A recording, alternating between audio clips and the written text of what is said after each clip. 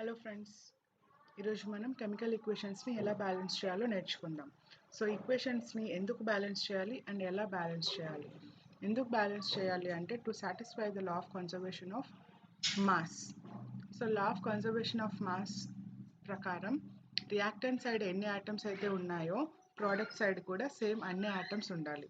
So ఇక్కడ reactants ఏంటి, products ఏంటి అని చూస్తే,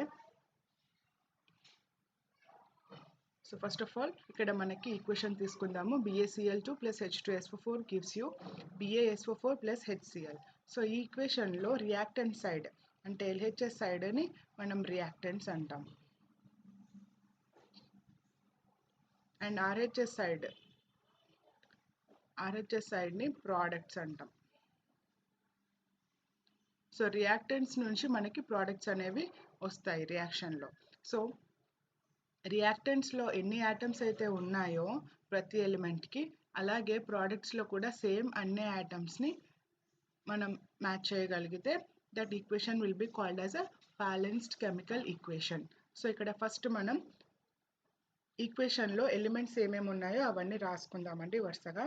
సో ఫస్ట్ బేరియం ఉంది, Ba, next Cl, next hydrogen, sulphur, oxygen.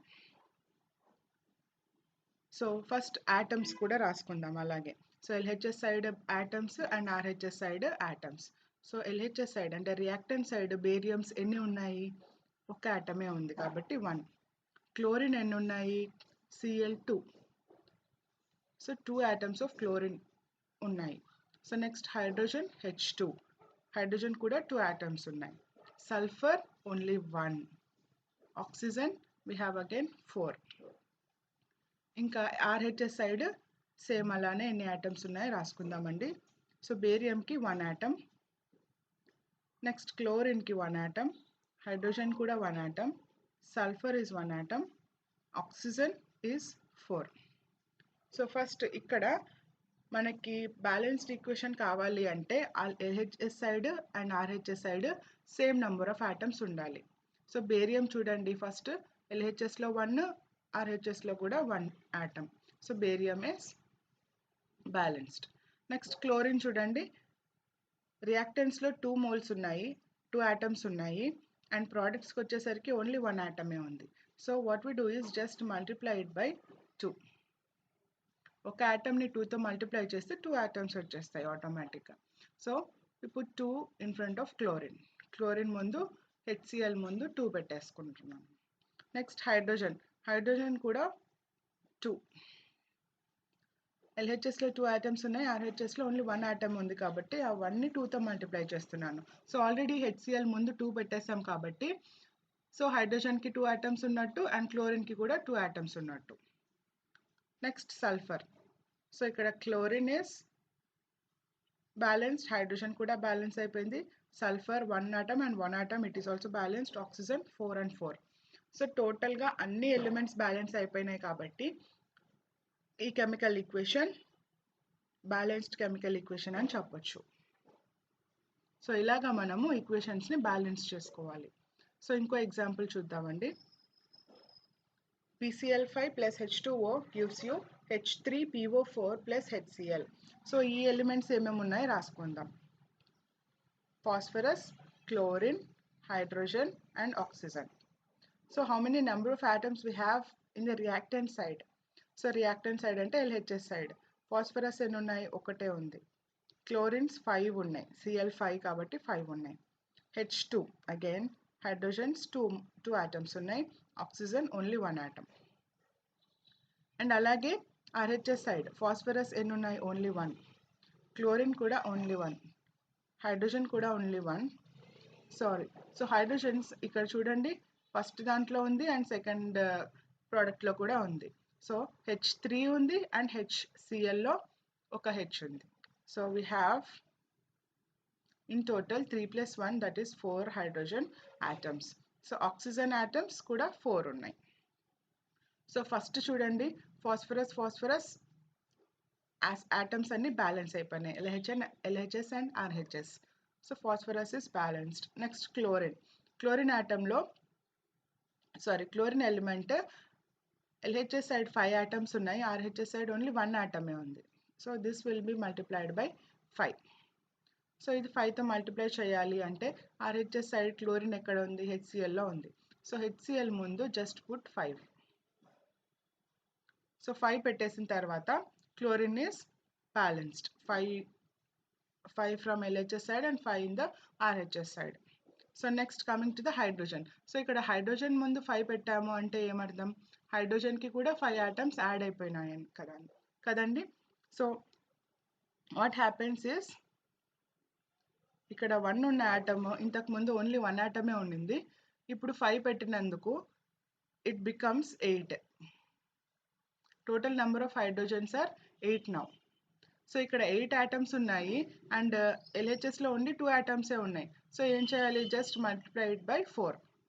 So 4తో మల్టిప్లై చేయాలి దేన్ని, హైడ్రోజన్ని. సో హైడ్రోజన్ ముందు అంటే వాటర్ మాలిక్యూల్ ముందు జస్ట్ 4 అనే నెంబర్ పెట్టేస్తే సరిపోతుంది. సో ఇక్కడ హైడ్రోజన్స్ ఎన్ని ఆటమ్స్ ఉంటాయి, ఇప్పుడు 8 ఆటమ్స్ ఉంటాయి అండ్ RHS సైడ్ కూడా 8 ఆటమ్స్ ఉంటాయి. So now counting the oxygens. So oxygen LHS side ఇంతకు ముందు 1 ఉండేది, సో H2O ముందు 4 పెట్టాం కాబట్టి this automatically gets multiplied by 4. So it is also 4. So ఇక్కడ హైడ్రోజన్ 8 బ్యాలెన్స్ అయిపోయినాయి, ఆక్సిజన్ కూడా 4 బ్యాలెన్స్ అయిపోయినాయి. So this is how you have to check the balancing while balancing the chemical equations.